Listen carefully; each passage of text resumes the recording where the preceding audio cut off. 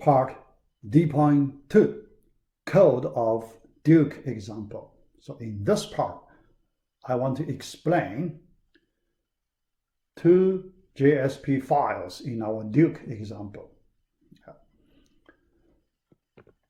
But some of the concepts we need to delay to the later part. But I will point those things out in my explanation. All right. First, this index.jsp. First file.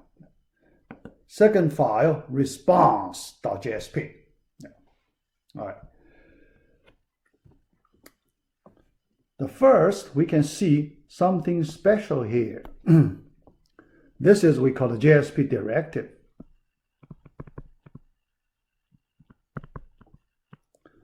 Something special, or we call a JSP element. One JSP element. We explain this part in our next video, D.3. We will talk about JSP experiments. There are several types. JSP directive, one of the types. Here I can tell you, basically, using JSP directives, we can tell the server, the container, to do something special. So we need to tell container. So you need to do some preparation, here, there, get prepared. So when you do translation, remember, so the last time we discussed translation from JSP file to a servlet file. So when you do translation, you need to do some work, some special work. So we use the JSP directives to tell the server. All right, so that's one concept. Next, then our HTML part. HTML, so we have an image here. So here I assume you have the basic knowledge of HTML. So I do not need to explain that part. Now I want to look at this form part, form tag. Okay, so let's take a look. The first thing, it uses get method. So we learn that HTTP get method. So this program, we use the HTTP get method. Okay, post, get, so you know the difference.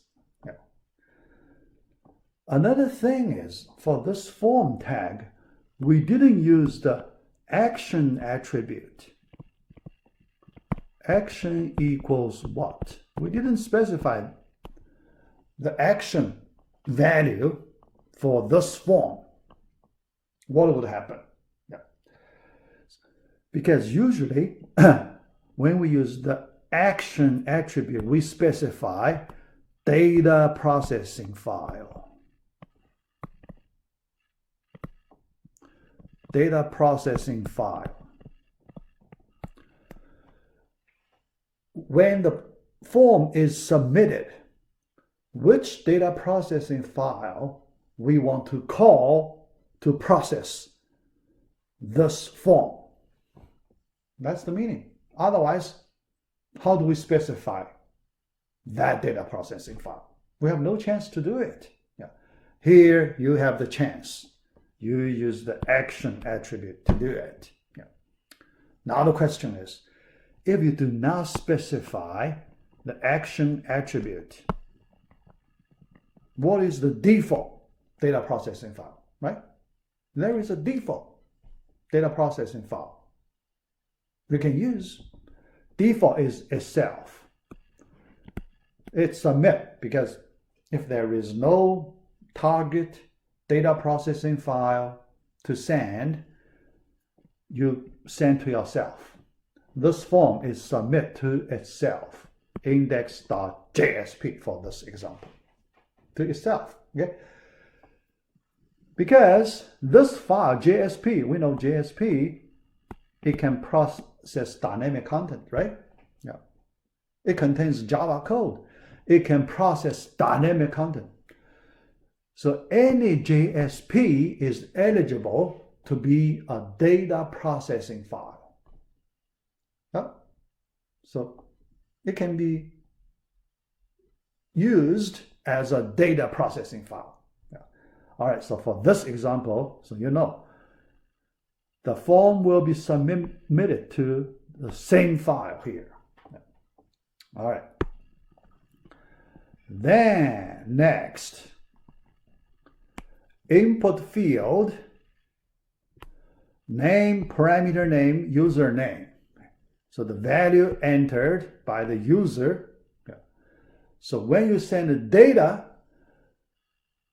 the user entered content will be the value of this username parameter.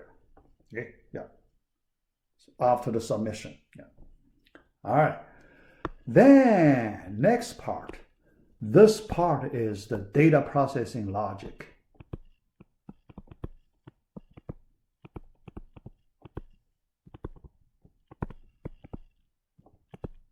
Okay, data processing logic.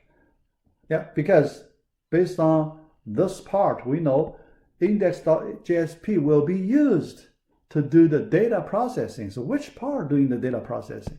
This block. Okay, this scriptlet. Okay, yeah, you know, several, yeah, but the whole block. Okay, yeah. All right. Then the first line, not the data processing part. The first line, this request is implicit object. Remember, last time we learned, I talked about this concept, implicit object. That means the server creates for us, the server Tomcat creates this for us. We just use it. We just grab this object and use it. We know it is a HTTP servlet request object. HTTP servlet request. So the object type, what is the object type? HTTP, the whole spelling. HTTP servlet request. This type. Okay? Yeah. So we have it. All right. Then we call its method getParameter. So this method can retrieve the value of any parameter. Here, the username parameter. Remember, here we send the data using this username parameter. So because you send it to yourself, right? Yeah. So this part will retrieve the value username here, right here. You submit to yourself. So after the submission, you can retrieve the value. Before submission, you cannot retrieve the value, right? No. Before submission, you don't have the value. Okay? All right. Then this getParameter method returns a string object. This name, string variable, string object. Yeah. All right.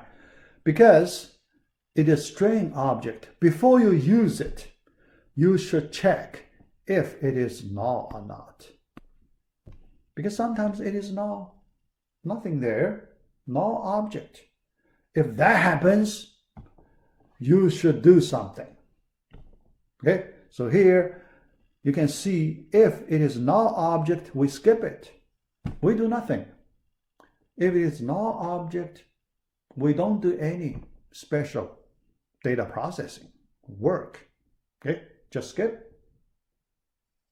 Thus, complete this processing block. Okay? Yeah. All right. If it is not null, yeah. So the user enters some data, submit it. Now you can do some specific processing work.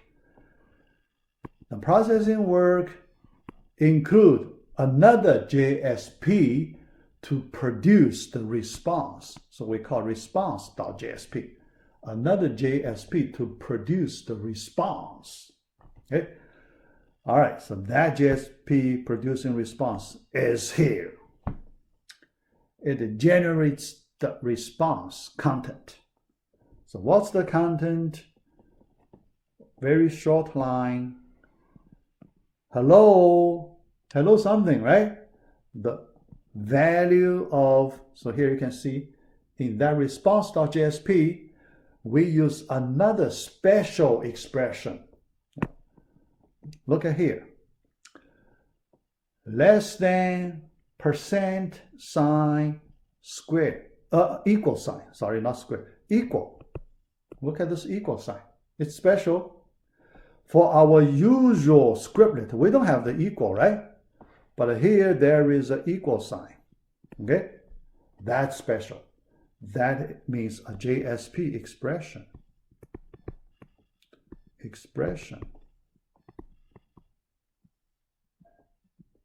Okay? Yeah. So here we use a JSP expression.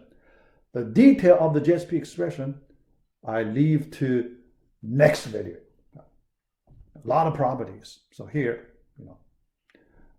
I just pointed out this is a JSP expression. Yeah. All right, so then we know the meaning, right? So you retrieve the value of the parameter username.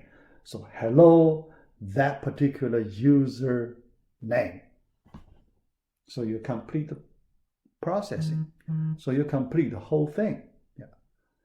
All right, so let me finish video here, and next we will start part D.3. Yeah.